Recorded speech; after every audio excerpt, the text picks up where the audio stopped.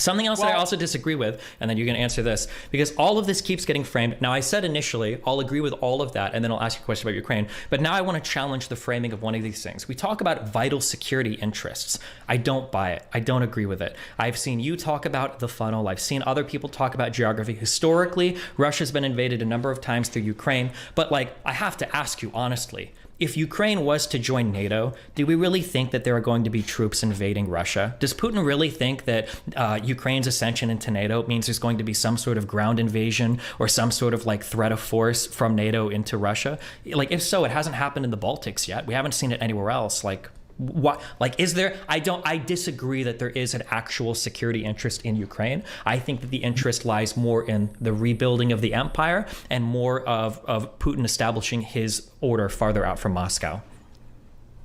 Yeah, I mean, I would just say that this is just, it's sort of almost a willfully ignorant position. And I understand if you like guzzle State Department propaganda, I understand why you might say like, well, how could NATO possibly pose a threat to Russia? It says it right here. It's a defensive alliance. You know, once again, the purpose of NATO, and So I'm really glad that Destiny brought up those points, because I think, and you know, that's what we brought up a million times, and I think it's a completely valid argument.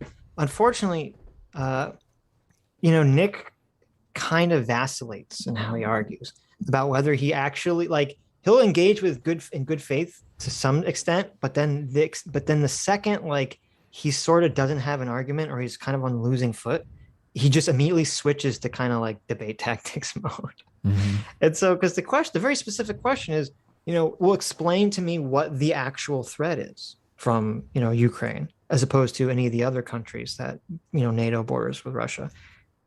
And he just pivots to, well, it says it's a defensive treaty. It's like, well, that's nothing to do with what anyone's talking about. That's just an empty, hollow talking point, Nick. Yeah. I don't understand why you acknowledge this. The purpose of NATO is to contain Russia and contain. Like NATO is going to turn over an imperialistic, forceful leaf, and it's going to like immediately start taking over the world, right? Yeah. I mean, that's what we're supposed to infer from this, correct? Right. That is what we're supposed to infer, I guess. But according to some, it already is an imperialistic there you go. force bent on taking over the entire world. Yeah. Right. It means we want to stop Russia. We want to prevent. So you're going to have to start taking a shot every time he says containment, because no, if we did that, we'd all die of alcohol poisoning. Don't do that. What the fuck? There's this thing called international law that is supposed to contain people, right? Stay within your borders. Don't invade your neighbors, right? Isn't that a thing that everyone kind of agrees to? Mm-hmm. Not Russia. No, we don't want to do that. We don't like to be contained. And the influence of Russia, you know, that's a hostile action. Okay, and we're aimed at saying stay within your borders. That's a hostile action, Sitch. That's very hostile. Okay. That's totally against the rules.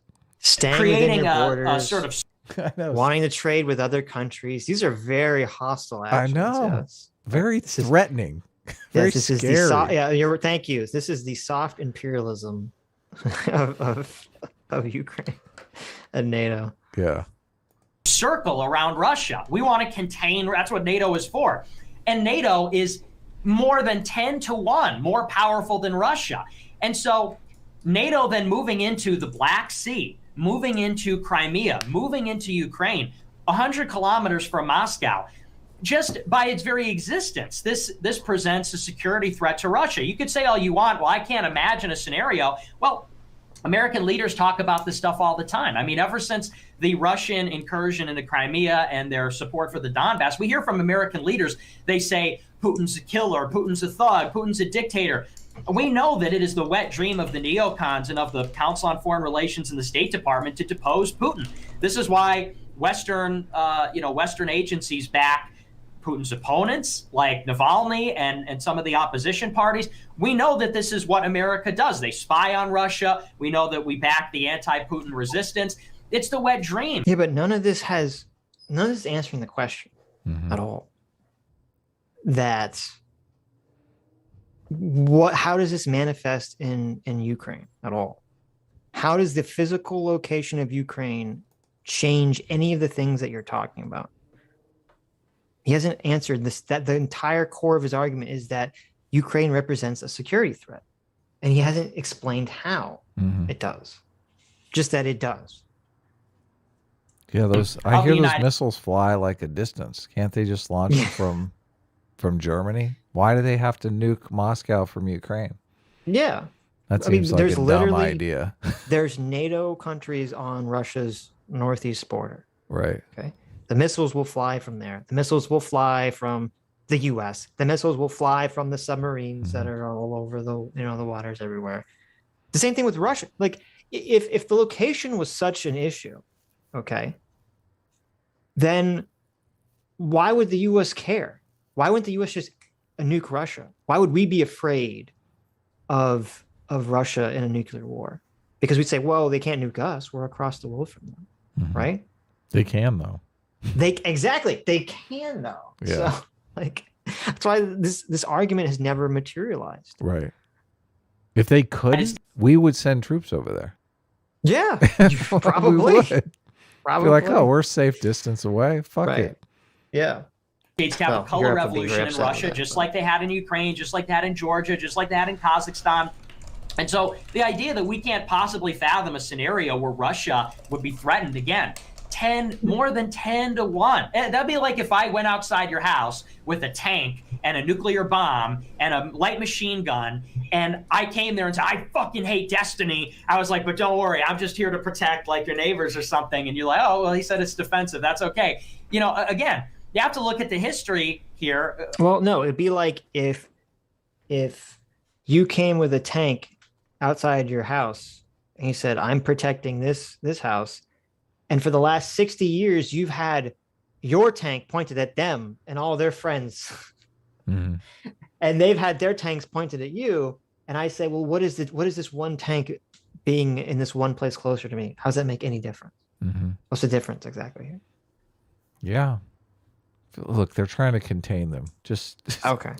I'm sorry, I forgot. Contain. They're right to not be contained. Right. Contain.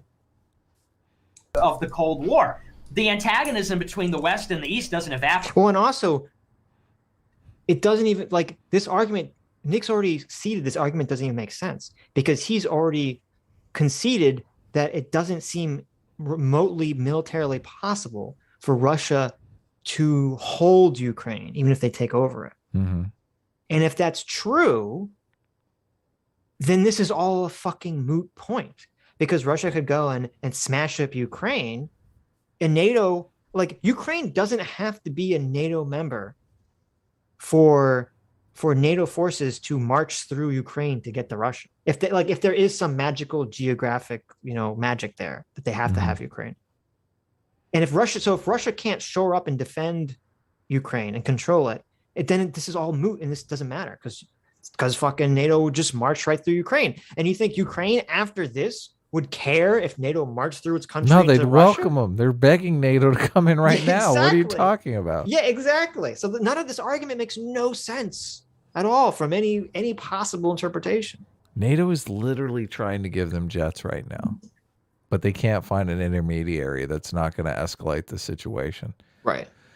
And his whole argument that NATO doesn't understand the provocation here. I mean, it seems like they do, dealing just with the jet crisis, with the complexities of giving jets to Ukraine. It seems like they don't want to escalate.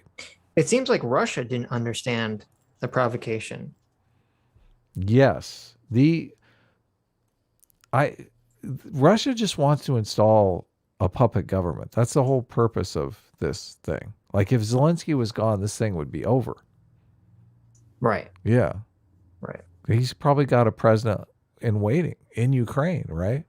Yeah, I forget. There's some guy I mentioned a couple of weeks ago. I said that was the theory of who they think is the guy they want to install. Right. He was one of the people that ran away to Russia in 2014. But he's back. He's riding a tank right now into Kiev. Right? He's probably waiting in Russia to be helicoptered in, once the situation is clear. But yeah. What if they shoot down that helicopter? They've been shot down a couple. So. Well, looks like they got a bunch of spares, running around. Yeah. Overnight. And certainly, once again, NATO's founding purpose contained Russia, and then it expands to Russia's borders, and to say like, oh, it's, Russia has nothing to worry about here. It's just a refusal to acknowledge the Russian perspective. And this is where America's got its blinders on. It cannot see its own culpability. It has no ability for introspection and to say, what is our role in the crisis? Are we enhancing again, the question, are we enhancing Ukraine's security at the expense of Russia? I mean, the answer is undoubtedly yes. And again, the thing about the ABMs is just not true. The ABM platforms can be converted into platforms that can launch offensive missiles in a matter of weeks. I mean, this is just, and you can look into this. I'm not a military expert, but this is what this is just so triggering to me, man. It's just being able to trace it back to America's fault. It seems, this is just patently absurd to me. Tell me it's as absurd to you. Well, it's the only justice. Like, how else are they going to justify this? Mm-hmm. There's no other justification. There's no attempt way of justifying this otherwise. You have to blame America. And we ourselves have allowed Putin to make us think past the sale, to make us think that NATO equals America when it doesn't. NATO equals America and Europe. Other countries that's why that I'm saying, why other can't side of Ukraine? Listen, why can't he be blaming Germany right now? Why can't he be blaming France? Why has he got to look America first? Let's blame France. It's their fault. Because Putin doesn't get any. There's no persuasion power in blaming, the European countries. Mm-hmm. All of the persuasion power is, well, I get to blame America because they're across the sea. Why are they influencing countries they're nowhere near? It's like, well, we're not. Europe cares about countries that they're right next to, and they're right next to you, Putin. Mm-hmm. I just feel like he could make a better argument that this is the French's fault. There you go. Damn French. Experts say the ABM shield, we all know defensive capabilities can become offensive capabilities in a matter of weeks. They do have to be converted, but the hardware is there. And I would even get to some of the treaties, and this is something I didn't get into in my opening statement, and I really want to talk about the missiles. I want to hear your take on this. In 2001, the United States pulls out of the Anti-Ballistic Missile Treaty, which was signed under Nixon. And for people that don't know, the United States and the Soviet Union. Yeah, that was I think it was December of 2001 that they pulled out of that. And Russia's kind of like, okay. Like, they're like, we hear you. You just got, 9/11. So, December 2001. Let me think. Yeah. What 2 happened months there? after 9/11. And there was, it's funny because like in 2001, no one was concerned about Russia. There was concerned that terrorists and Middle Eastern countries would shoot missiles at America. Yeah. Or Europe. And also, and as Nick even concedes, because Destiny brings this up, he says the ABM treaty to not build, anti-ballistic missile platforms is so dumb because it literally only applied to America and Russia. It didn't apply to China.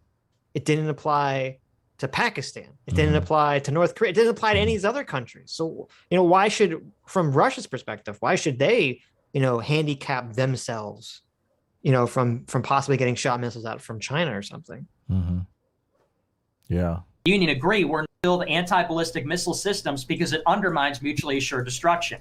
If a country is creating a shield where ICBMs may not be effective, this is going to only cause an arms race where countries will want to stockpile massive amounts of missiles and nuclear warheads, because if they got to go through a shield, then they're going to need twice as many missiles.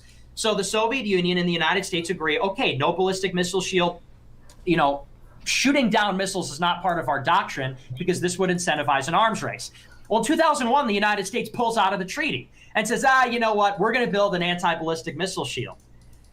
And they say, well, don't worry, Russia, that's because of Iran. And so they start implementing this ABM shield, again, which undermines mutually assured destruction. Russia can't invest in this. ABM is very expensive and very complex. Russia does not have the capability. So what we're talking about here. Oh, now we have to limit our capability because Russia's poor. What the fuck?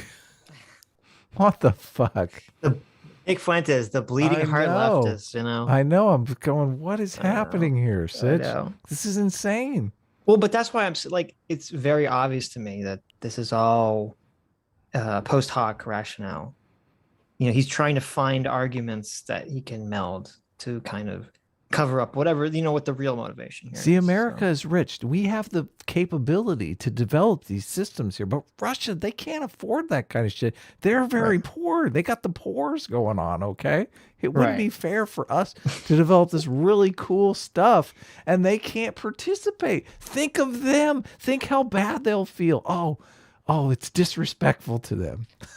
Well, and also it's funny that he's making this argument because he's claiming he's coming at this from the realist perspective, and specifically the offensive realism of Mishmeyer's perspective, which he would never make this argument because it's only under the liberal framework of international policy that one country would say, we're not going to develop anti-ballistic missile platform so you don't feel bad because you can't develop it. That's 100% like a liberal, you know, view framework. Under the realistic perspective, they'd say, of course we're going to develop this platform because we don't trust you to not shoot fucking missiles at us. Yeah.